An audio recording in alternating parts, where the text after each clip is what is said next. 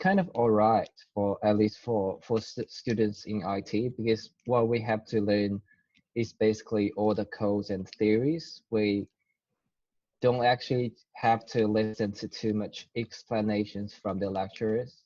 So we just download the slides by ourselves and just listen to the voice she did in the slides.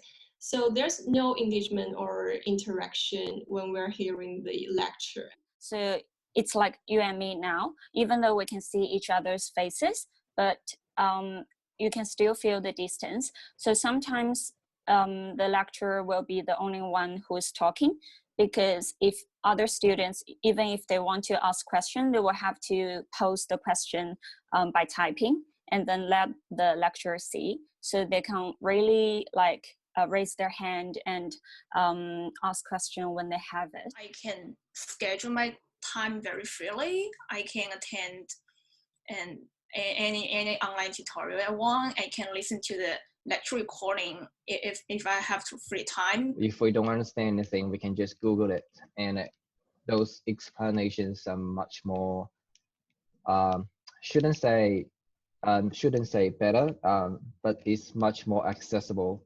Previously, only lectures are recorded, and tutorials are not recorded. But since we have Zoom tutorials, so we can have tutorial recorded. So if I miss one, I can listen to the recording of the tutorial recordings, and I think this is beneficial. We have the tutor or the leader to do the lead the discussion every week. And I feel like the other students are not hearing, and when we're asking questions, they don't respond. So the online tutorial makes us harder to interact with the other person. The online section wouldn't allow you multiple people to talk at the same time.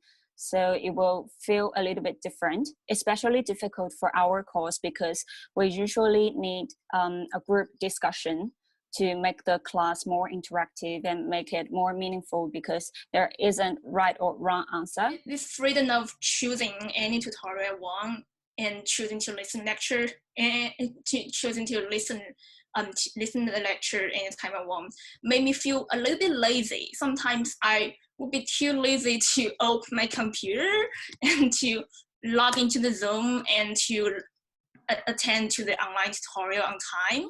After the lecture said what's been covered for today's online section, some students will just disappear, maybe log out from there. Yeah.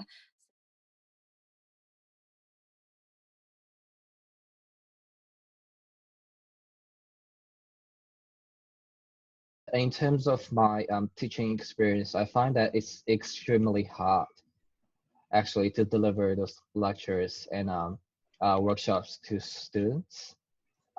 It is because that sometimes students won't be able to ask questions immediately if they have any doubts. So that makes the whole teaching experience very hard, because after 1 hour teaching, from step 1 to step 10, then student find after 1 hour, and student I find that somewhere in step 3 he doesn't understand anything. I think maybe the lecturer can also do Zoom lectures.